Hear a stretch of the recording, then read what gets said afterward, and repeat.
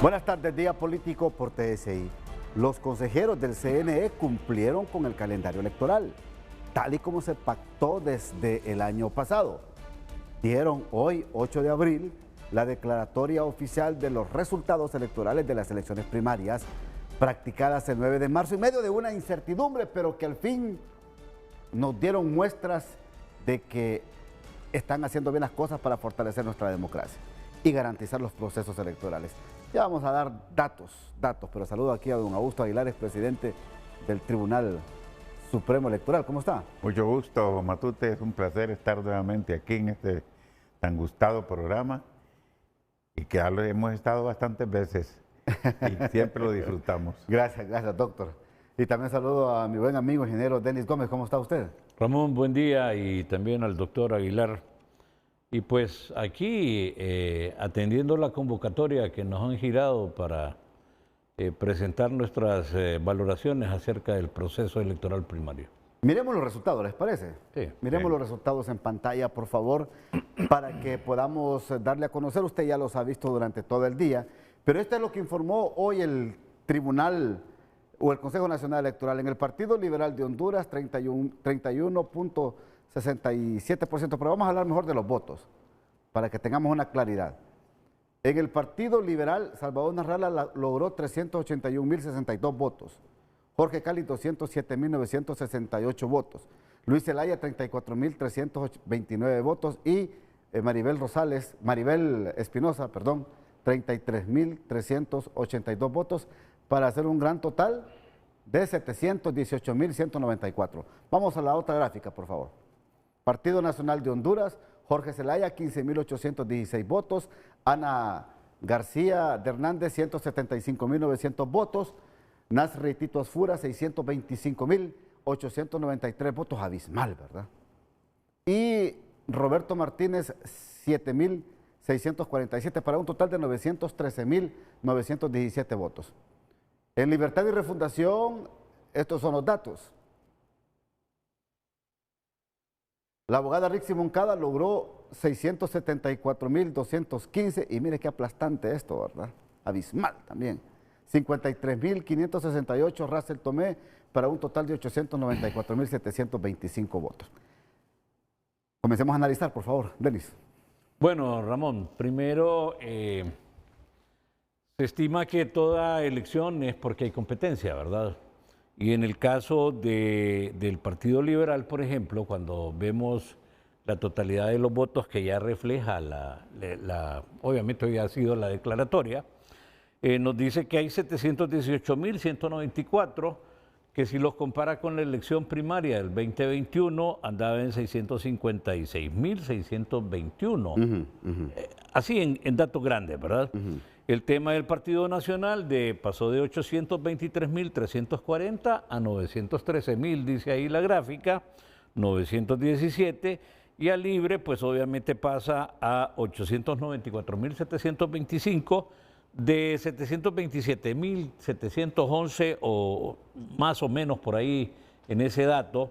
Y de entrada, pues obviamente cada 4 años debe la tendencia crecer en el sentido del apoyo ciudadano.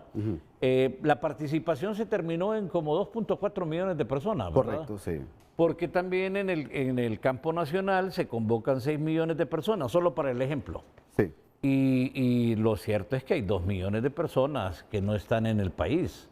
Están en cualquiera de los 2 países de Norteamérica, otros están en Europa, pero hoy sigue siendo una constante de que no hay ninguna institución que realmente le diga quiénes son, cómo se llaman, dónde están. Y solo eso refleja siempre alrededor de un 20% de personas que no van a asistir ni a la elección primaria ni a la elección general. Y yo creo que aquí el remedio que podríamos tomar, porque se ha mencionado, pero no se toma una decisión política, podría ser la función de empadronarnos, pues, para que nos permitiera tener un censo más ajustado. Ahora, pero pero esto podría aumentar ¿en qué porcentaje para el 30 de noviembre? Esta cantidad de más de 2 millones de votos. Nuevos votantes ya para las generales van a dar entre 700,000 y 800,000. Entonces estaríamos hablando de unos 3.2 millones de hondureños que pueden Probablemente. Mire, la elección del 2021 nos dejó 1.700.000 con el partido que gana y que gobierna.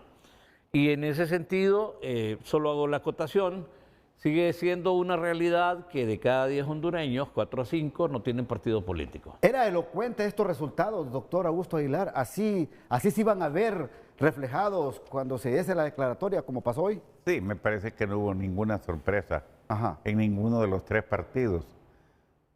La percepción generalizada es que iba a ser, diríamos, una contienda desigual en los tres partidos porque había uno que tenía todo el apoyo de su partido, de sus estructuras, en cada uno de los tres partidos. Entonces, esos eran los resultados esperados.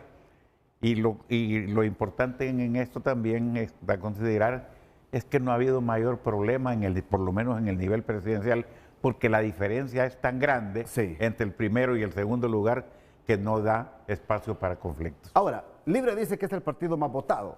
Dice que lograron más de 53% de aumento de los votos, pero aquí hay que incluir a los empleados públicos y a las familias de los empleados públicos, a los 450, 500,000 que lograron en las últimas contiendas primarias.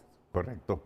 Hay algo muy interesante y es que eso sucedió en los tres partidos, en unos más que en otros.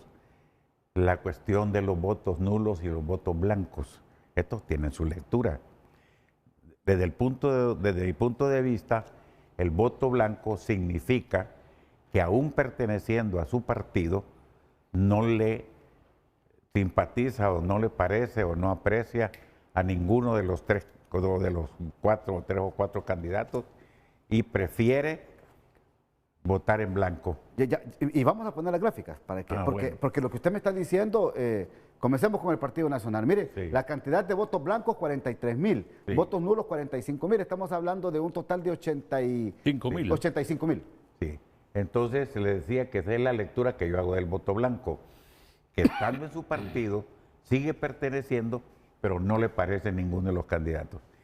En cambio, el voto nulo expresa un rechazo, inconformidad, hostilidad o inconformidad con su partido. Y entonces eso sí tiene un significado que está, diríamos, opinando, expresando su voluntad en contra de algo. Ok, mire lo que me está diciendo. El voto en blanco representa el rechazo al candidato que llevan. No, que no le parece ninguno. Que no le parece nada. Ni alcalde, ni diputado, ni presidente. Sí, así es. Donde lo emita. Ahora, el nulo expresa inconformidad. Ese ya es un rechazo, prácticamente. Es una inconformidad. Sí, así es. Ahora, pero mire, ingeniero Gómez, porque también hay que analizar otras cosas, ¿verdad? La cantidad de votos que saca cada partido político, se lo voy a leer. Estamos hablando de los votos reales. Sí. 825,205 votos del Partido Nacional.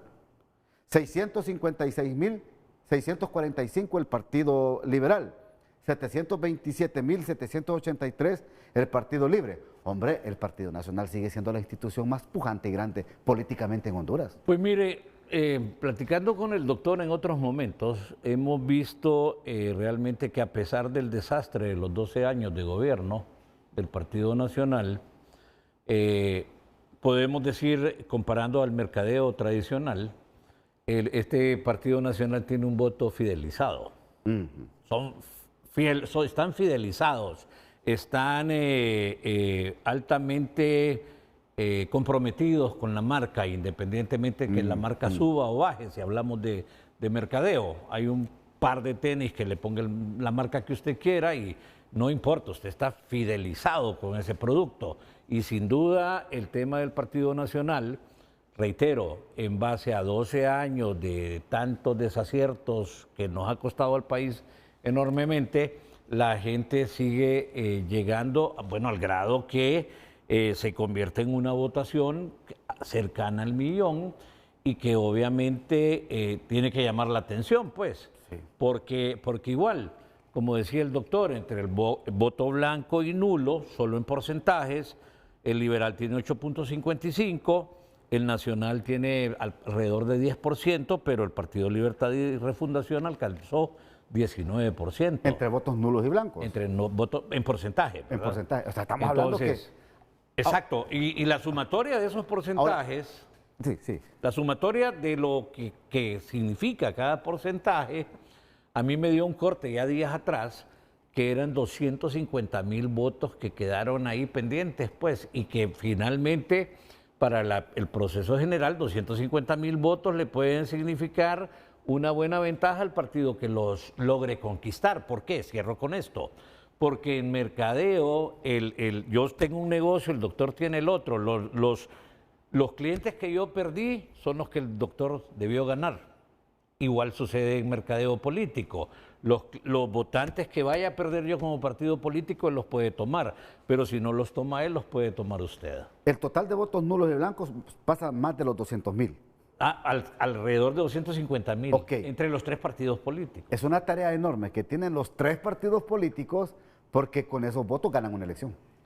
Pero es más importante la gran cantidad de ciudadanos que no ejercieron el voto. También. Es mayor la cantidad. Ahí es donde está más, diríamos, significa más, tiene mayor importancia obtener esos votos de los indecisos o de los que no tienen partido o que no tuvieron voluntad de expresar su voluntad en las elecciones primarias. Pero esta brecha aumenta en las generales. Claro. Aumenta un porcentaje en las generales. Un poco. Ahora, pero lo que usted me está diciendo es importante porque claro, tenemos que tener cultura cívica, así pues. Es. Y hay que promover esta cultura cívica para ejercer el sufragio. Hay otra cosa que es importante mencionarla. Sí. Vea, en cada periodo electoral se incorporan como electores alrededor de, pongamos un promedio de 500,000 nuevos electores. Sí. En el 2005, en las elecciones generales, el Partido Nacional, siendo candidato Pepe Lobo, ¿sabe cuántos votos obtuvo? Alrededor de 800,000 votos. Se han incorporado 2 millones, o cerca de 2 millones, y sigue manteniendo la misma cantidad. Sí. Eso es importante. Y eso no solo para el Partido Nacional, sino que también se puede aplicar a los otros partidos. Es la poca credibilidad de los políticos y de las instituciones. Creo que se desgastaron. Yo hace tiempo... Permítame, sí. Se desgastaron, como dicen los oficialistas, el bipartidismo se desgastó, pero Libre se desgastó muy rápido. Sí. Doctor. Exactamente. Que yo aquí en varios programas con usted he mencionado que desde hace unos 30 años aproximadamente, el electorado en América Latina ha ido perdiendo su amor, su simpatía y ese arraigo con los partidos políticos tradicionales. Y poco a poco han ido desapareciendo y entonces la cantidad de ciudadanos que no van a ejercer el sufragio de alguna manera ha crecido. Y entonces hay partidos que casi en América Latina, partidos tradicionales ya casi no existen, han desaparecido. Pero llegan otros y duran muy poco, como es el caso del Frente Farabundo Martí en El Salvador. Hizo 2 periodos y vea usted lo que tenemos ahora. Rápido se fumó. Así es. Me tengo que ir a la primera pausa. ¿Quién gana y quién pierde después de la declaratoria oficial de resultados de las elecciones primarias en estos 13 institutos políticos? Me responde don Denis cuando vengamos de la pausa. La pregunta es para don Denis Gómez. ¿Quién pierde, quién gana una vez que conocimos la declaratoria de resultados de las primarias? Bueno, creo que los tres partidos, comparando los votos válidos de la 2021 contra el 2025 en elecciones primarias, todos reflejan un aumento. Unos crecen más, otros crecen menos. Pero sí creo que lo que hay que reforzar es cuándo va a ganar Honduras. ¿Y a qué me refiero? Los eventos del 9 de marzo comprometieron la integridad electoral. Y bueno, hoy, como usted lo dijo al inicio del programa, hoy se cumplió con el artículo 199 de la ley que dice que al mes debe haber una declaratoria, ¿verdad? Y esta es la declaratoria. Mañana estos precandidatos son inscritos como candidatos ya, pero tienen que preparar mayo, porque en mayo 29 tienen que hacer la convocatoria, para el tema del 30 de noviembre. Entonces, tenemos que tener más certeza, más seguridad, más integridad para el proceso general de la que tuvimos ahorita. Estas condiciones que pasaron el 9 de marzo en una elección general, mejor ni pensar ese escenario. Es impensable.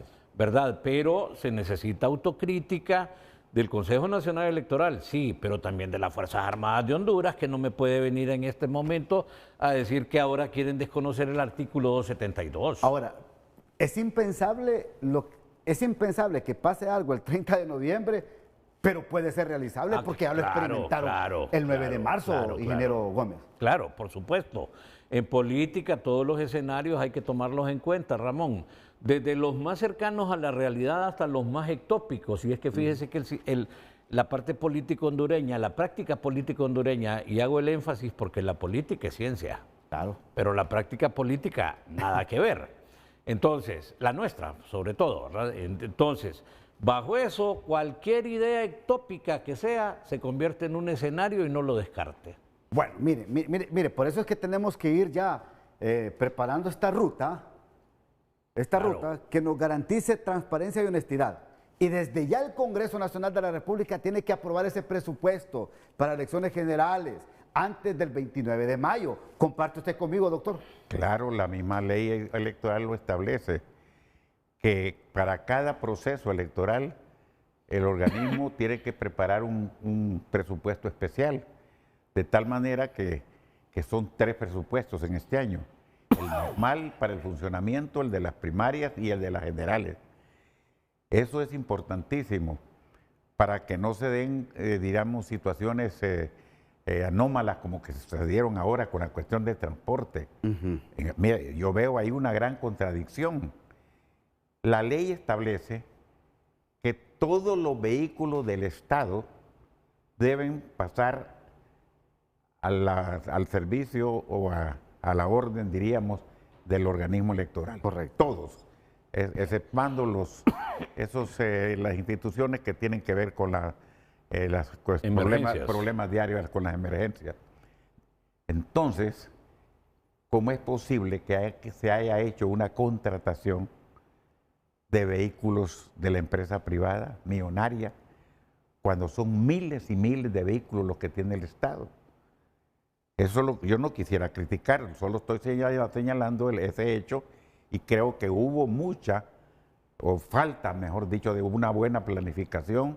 No hubo coordinación entre las dos instituciones, por lo menos con excelencia, como ha sido otras veces, porque esto por primera vez yo lo conozco. ¿Y cómo quedan los consejeros, los 3 consejeros después de esta declaratoria de hoy? Con lo ocurrido el 9 de marzo y con las acciones que puede ejercer el Ministerio Público. Bueno, creo que en eso están. Creo que están investigando qué es lo que sucedió, porque nadie da una explicación, digamos, convincente o segura. Entonces le corresponde a la Fiscalía en este caso. Creo que ya están investigando cuáles fueron las causas y si hubo o no algún responsable, y como ya están sucediendo algunos hechos que han inculpado a algunos. Pero se ve bien una consecución investigativa y penal. Claro. Se ve bien incluyendo a estos 3 consejeros. Cuando les digo esto, amigo televidente, es por lo que se escucha de requerimientos fiscales. Denis. Cuando usted habla de integridad electoral, uno de los subíndices que se evalúa es la capacidad administrativa del cuerpo electoral para administrar la elección. Esa integridad ha quedado comprometida con el hecho del 9. Ahora viene la etapa de la investigación. Bueno, hay ya gente de primera línea que ha sido encausada. Esperemos no llegar a la orilla de la playa con la investigación, ¿verdad? Pero esa es la norma aquí. Nunca entramos mar adentro para poder encontrar quiénes fueron los autores intelectuales, porque eso no es generación espontánea, Ramón, ni doctor. Eso es un quiebre de la seguridad interna, del centro logístico electoral, donde hay 3 partidos políticos. Cada uno de esos partidos políticos, contrario al tiempo donde don Augusto estuvo en el Consejo Nacional, ahora hay 3 personas por cada cargo y 3 personas que representan a los 3 partidos políticos que fueron a la contienda. Nadie vio, nadie supo, no creo, ¿verdad? Pero, obviamente, y ya viene con el campo del doctor, aquí nos damos mucho a fingir demencia. Y yo creo en la demencia senil, pero no en fingir demencia cuando todavía no le toque el tema. O cuando todavía no es la edad. O pues sí, pues, por la edad. Doctor. Sí, es que yo en este proceso lo que he visto, he observado que hubo dos situaciones diferentes. Por una parte, lo que se relaciona con toda la administración. Y la otra cosa que son los delitos electorales. Los fraudes que pueden suceder o que si acaso sucedieron, que entiendo que se están investigando algunos también. Y me parece que en este proceso lo que hubo es mucha falta de experiencia.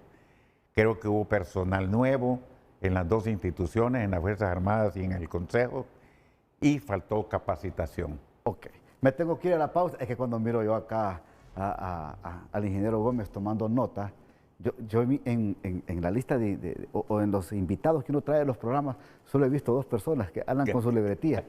El famoso Grillo. Sí, también. Y el ingeniero Gómez. Y qué bueno. Yo le tengo miedo a fingir demencia. Tienen pinta y características de periodistas, porque a los periodistas nos encanta estar anotando todo. Pausa, ya regresamos. Porque para que cuando la memoria falla... Sí. Bien, continuamos aquí en Día Político por TSI. Entonces, los partidos políticos, porque ahora ya se van a incorporar todas las demás fuerzas políticas en Honduras. 8 más. 8 más. ¿Cuál debe ser la visión, la participación de ellos ruta al 30 de noviembre? Sí, no, yo creo que debe pensarse diríamos, profundamente en el beneficio del país. Porque en los últimos años, y aunque siempre ha sido así, pero se ha acentuado en estos últimos años, más se ha pensado en las personas, más se ha tomado que el que gana la presidencia de la República o la administración del Estado es un premio, es un trofeo para favorecer a personas, a grupos, etcétera. Creo que no hemos tenido un buen estadista en los últimos años y en la historia de Honduras son pocos, se cuentan con los dedos los verdaderos estadistas. Necesitamos un buen plan de gobierno y sobre todo equipos. Disculpe que lo interrumpa. Entonces, para usted no hay ningún estadista de estos que aspiran a ser presidente de Honduras en estos momentos.